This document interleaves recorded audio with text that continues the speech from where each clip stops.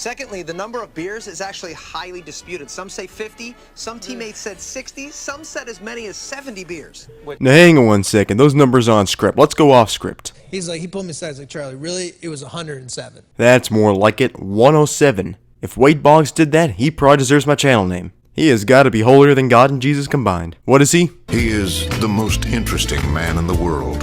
For those that don't know, Wade Boggs was a professional baseball player in the 80s and 90s. He played for the Boston Red Sox, New York Yankees, and concluded his career with the Tampa Bay Devil Rays. He won the World Series with the Yankees in 1996. He was a 12-time All-Star, is retired by both the Rays and the Red Sox, and was a first-ballot Hall of Famer. This man was an amazing baseball player, and that wasn't even his best attributes.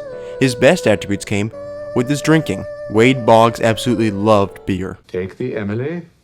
Take the Beer? Emily. And he apparently had flights where he drank unheralded amounts. But how much beer did Wade Boggs actually drink? Was it 50? 60? 70? Was it 107? The numbers 50 and 60 came from his teammate Jeff Nelson, and when Nelson asked his newest teammate Paul Sorrento, he said 70. In an interview with Charlie Day, he said he was told it was 107 directly from Mr. Boggs. So let's go over the feasibility of this. Rumor has it this happened in a cross-country flight from New York to Seattle. That's right, it happened between the city that never sleeps and the Emerald City.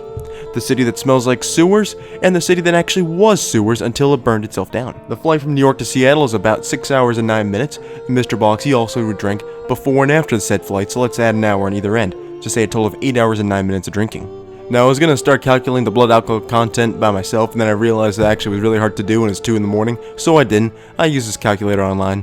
One thing to note, Wade Boggs' beer of choice was Miller Lite apparently, which is 4.2% alcohol, not 5, so I took that into calculations.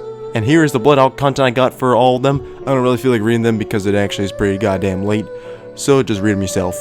It's also worth noting that the lethal limit of alcohol is about 0.4%. If you do the math, he would have to drink about 23 beers in order to achieve that. Let die the beer you love, or suffer the little liver. There's also another problem with drinking this much beer. The lethal limit, 23 beers, is about 276 fluid ounces, in which a healthy adult can hold 16 ounces in his or her bladder. This means you'd have to take a piss 17 times or every 28 minutes. Some good news is we could open up a public pool because of how much piss would actually fill this plane. So in all the math, did Wade Boggs actually drink 107 beers? Yes, he did. Yes, because all the alcohol went to his hollow leg, an actual quote. That's why Wade Boggs is the best human being in the world, because he can achieve this. No one can ever match him.